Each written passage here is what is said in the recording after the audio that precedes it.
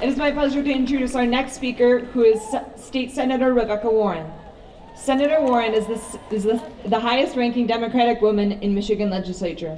She is proudly serving her second term in the Michigan Senate, representing the 18th District. She was first elected to the Michigan House of Representatives in 2006, and before that was the executive director of MARAL Pro-Choice Michigan.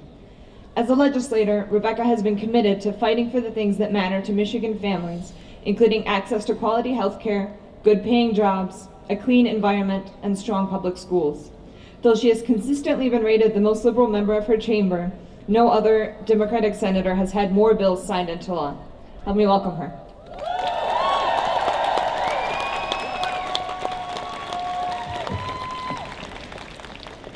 What a beautiful crowd. My gosh, what a strong and powerful crowd. What an amazing turnout. Thank you all for being here with us today. Thank you, Claire, and thank you, Michelle, for all of the work that you did and all the other groups that participated in putting this event together today. And thank you, all of you who were standing outside in January, actually reasonably temperatured January, but thank you for giving up some hours on your Saturday to be here for this important gathering. For those of you who may not know, I am currently the only female Democrat serving in your Michigan Senate. Only one. I am the only pro-choice woman serving in the Michigan Senate of either party. And some days that is a very lonely place to be. But on a day like today, I am anything but lonely.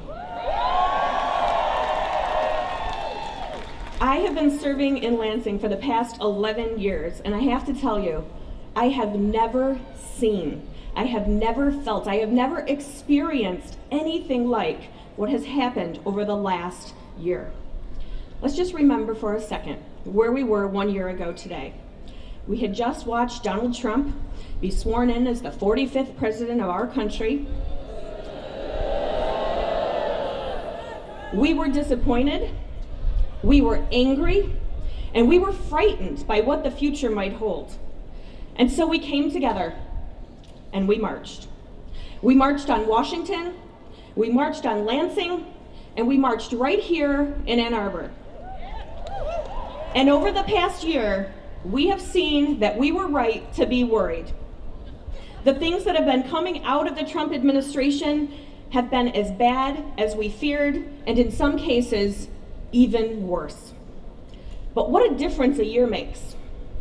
Because standing here with you all today, knowing what you have done with us over the last year, I'm not quite as worried as I was last year. In fact, I'm standing in front of you incredibly hopeful. I'm incredibly hopeful because since last November, a Black transgender activist was elected to the Minneapolis City Council. A Hispanic woman won the mayor's race in Topeka, Kansas. A Sikh man was elected mayor in Hoboken, New Jersey. Latina, Vietnamese, and transgender female candidate won state legislative races all over our nation.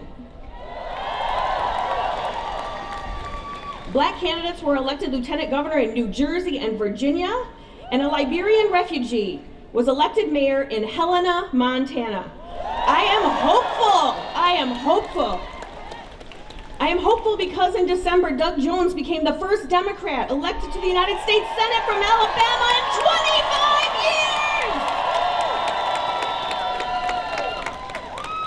And I am hopeful because right here in our Great Lakes region, just last week in a special election in rural Wisconsin, Democrats flipped a state Senate seat that had been held by Republicans since the beginning of the century.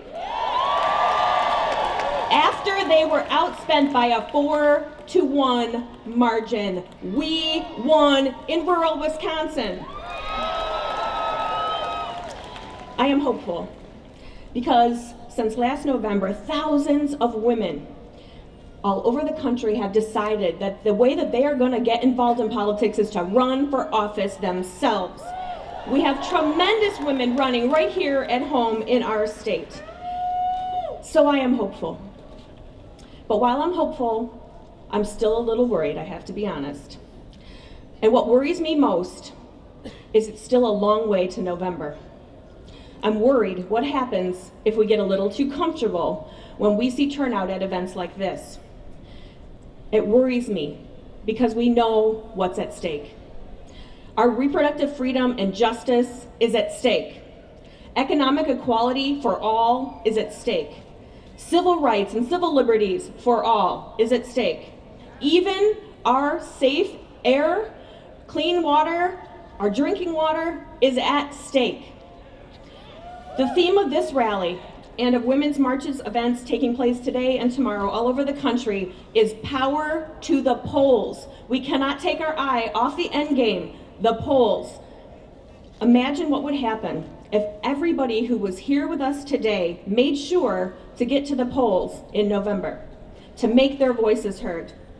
And then imagine what could happen if all of us here today took that energy and committed to bringing 1, 2, 5 of their 10 of their friends and family to the polls with them.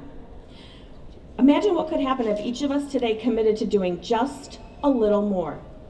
What if we committed to finding somebody who's not registered and we made sure they visited one of the tables here to get registered to vote?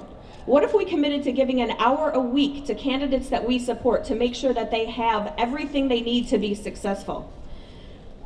What if we did just a little bit more so we don't have to regret, so we don't have to look back and wonder, so we have nothing but celebration after November? Power to the polls means all the way to November. So thank you all for being here. Thank you for doing a little bit more.